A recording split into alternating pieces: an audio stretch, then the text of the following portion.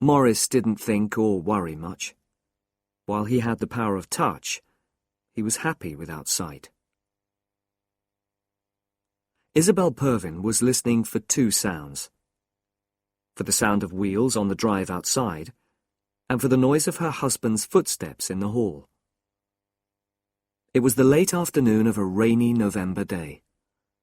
Her dearest and oldest friend was on his way from the station. Her husband, who had been blinded in the war in France, was outside somewhere. Maurice had been home for a year now. He was badly scarred and totally blind. But they had been very happy. Grange Farm was Maurice's own place. The farm workers lived at the back of the house, while Isabel lived with her husband in the comfortable rooms at the front. They had spent most of their time alone together since his return.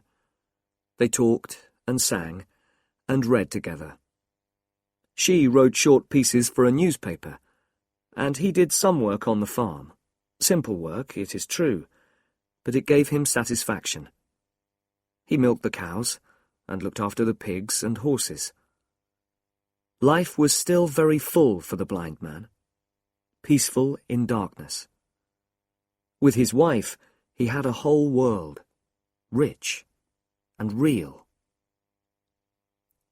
But sometimes their happiness left them. In that silent house, Isabel sometimes felt she was going crazy. And sometimes her husband became despairing. She tried then to force the old cheerfulness to continue, but the effort was almost too much for her. At such times, she would give anything, to escape. She looked for a way out. She invited friends. She tried to give her husband some further connection with the outside world. But it was no good. Nobody could understand the depth of the experiences that they had shared in the past year. But now, in a few weeks' time, her second baby would be born. The first had died while her husband was in France. She looked forward with pleasure to the coming of the second, but she also felt a little anxious. The child would take her love and attention, and then, what about Maurice? What would he do?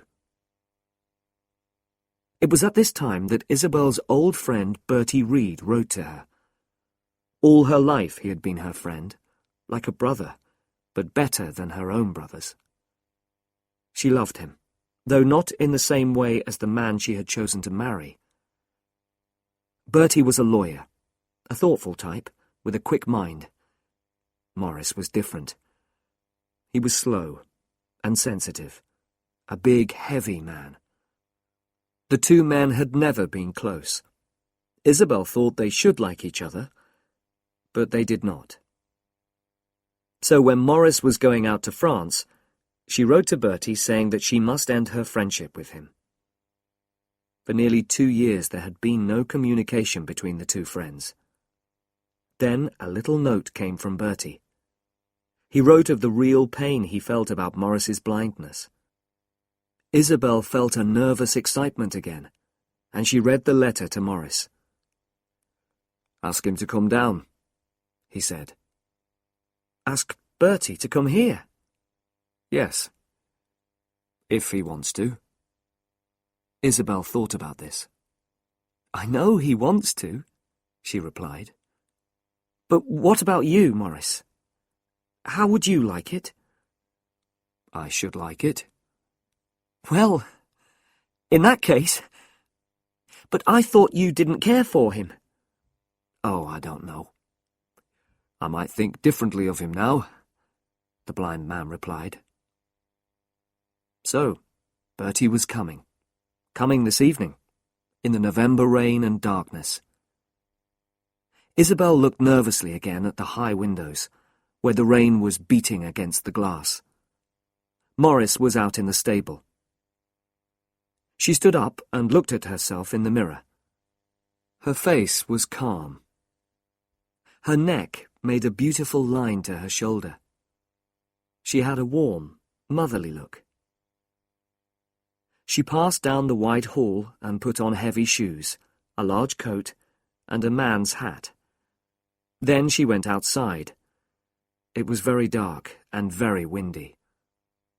As she walked on, the darkness seemed deeper, and she was sorry she had not brought a lamp. Rain blew against her. She half liked it, and she half felt that she did not want to fight against it. She reached the door of the stable. There was no light anywhere. She opened the door and looked in, into total darkness. The sudden smell of horses shocked her. She listened, but could only hear the night and the restless movement of a horse. "Morris?" she called softly. "Morris, are you there?" Nothing came from the darkness. The rain and the wind were blowing in, so she entered and shut the door. She was conscious of the horses, though she could not see them, and she was afraid. Then she heard a small noise in the distance. It was Morris, in the other part of the stable. The low sound of his voice as he spoke to the horses came to her in the darkness. She called quietly, "Morris? Morris, dear?" "Yes," he answered. "Isabel?" She saw nothing, and the sound of his voice seemed to touch her. "Won't you come in, dear?" she said. "Yes, I'm coming. Just half a minute." "Bertie hasn't arrived yet, has he?" "Not yet," said Isabel. She wanted him to come to her. When she could not see him, she was frightened of him. "Bertie won't much enjoy the drive in this weather," he said, as he closed the door. "No, he won't," said Isabel calmly, watching the dark shape at the door. "Give me your arm, dear." Isabel was pleased to be back in the house. She was a little afraid of him out there in the darkness. In the hall he sat down heavily. As he bent down to take off his boots, he didn't seem blind. When he stood up, the blood rushed to his face and neck, and she didn't look at his eyes. He went away upstairs. She saw him go into the darkness. He did not know that the lamps upstairs were not lit. She heard him in the bathroom. Morris moved around almost unconsciously. He seemed to know where things were before he touched them. He didn't think much or worry much. While he had the power of touch, he was happy without sight. It was a pleasure to stretch out his hands and pick up something that he couldn't see, to hold it, and to own it. He didn't try to remember what it looked like. He didn't want to. This new consciousness had become natural to him. He was generally happy, and he had a burning love for Isabel. But at times despair swept over him and destroyed his happiness. Then he suffered. But tonight he was still calm, though his senses were a little sharp. His hearing was too sharp. He was conscious of all the sounds in the house. As he went to his room, he heard a vehicle arrive. Then came Isabel's voice, like a bell ringing. "Is it you, Bertie?" And a man's voice answered out of the wind. "Hello, Isabel. There you are. You're looking as fit as ever." "Oh, yes," said Isabel. "I'm very well. How are you?" "Rather thin, I think." "Worked to death, but I'm all right." "How's Morris? Isn't he here?" "Oh, yes. He's upstairs, changing his clothes." "Yes. He's well." They moved away. Maurice heard no more. But a childish sense of despair had come over him. He felt shut out, like a child in the company of adults. He dressed himself and went downstairs. Isabel was alone in the sitting room. She watched him enter. "Did you hear Bertie come, Maurice?" she said. "Yes. Isn't he here?" "He's in his room.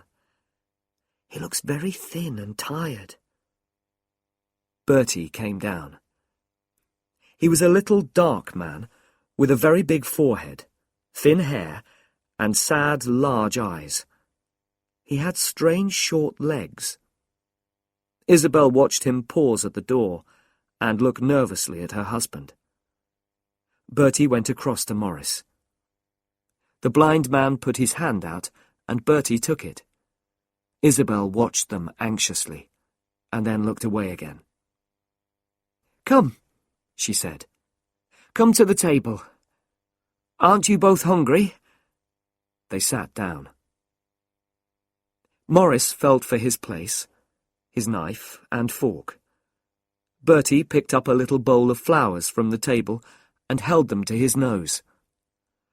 "They have a lovely sweet smell," he said. "Where do they come from?" "From the garden, under the windows. Bertie, do you remember the flowers under Aunt Belle's wall?" The two friends looked at each other and smiled. The meal continued, and Isabel and Bertie spoke easily together. The blind man was silent. He ate carefully, but quickly. He could never accept any help. After the meal, the three sat around the fire. Isabel put more wood on, and Bertie noticed a slight slowness in her movements. "Will you be pleased when the child comes, Isabel?" he said. She looked at him with a smile. "Yes, I shall be very pleased." "So will you, Maurice, won't you?" she added.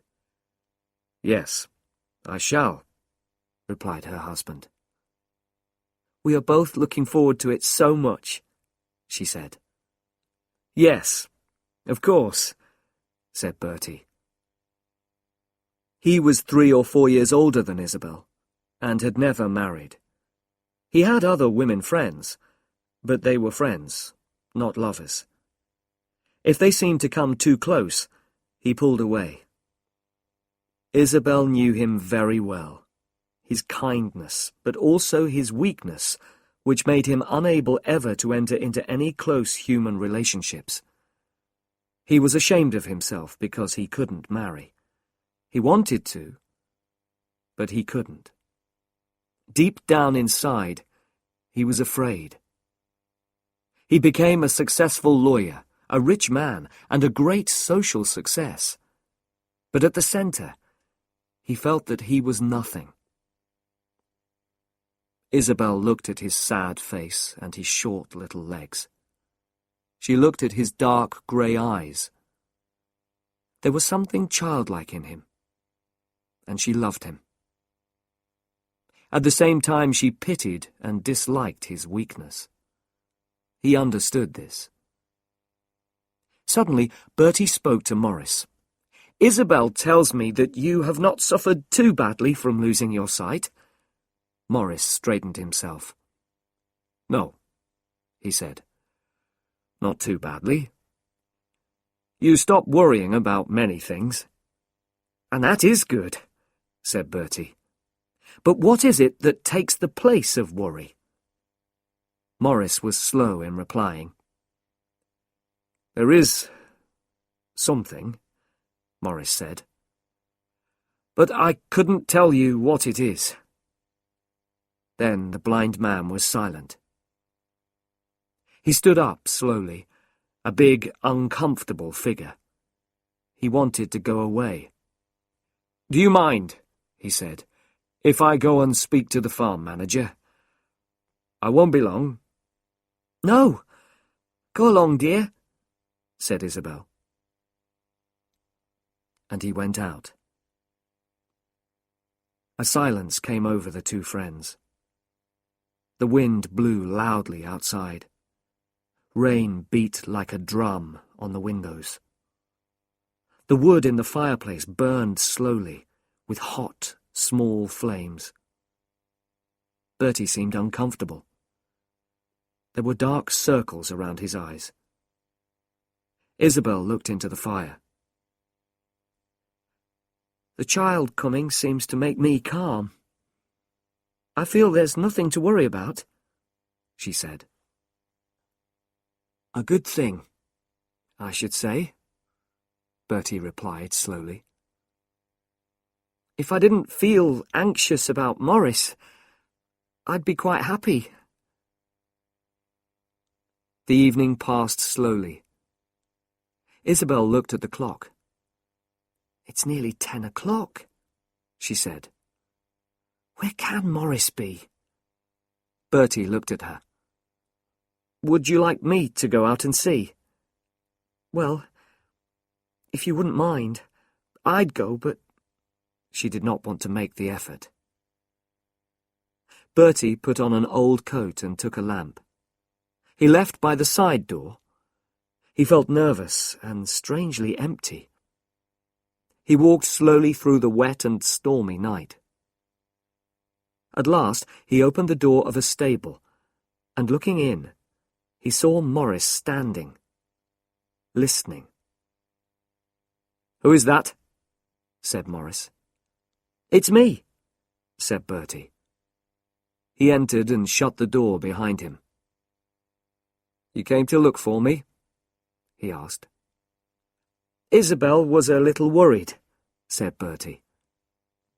"I'll come in."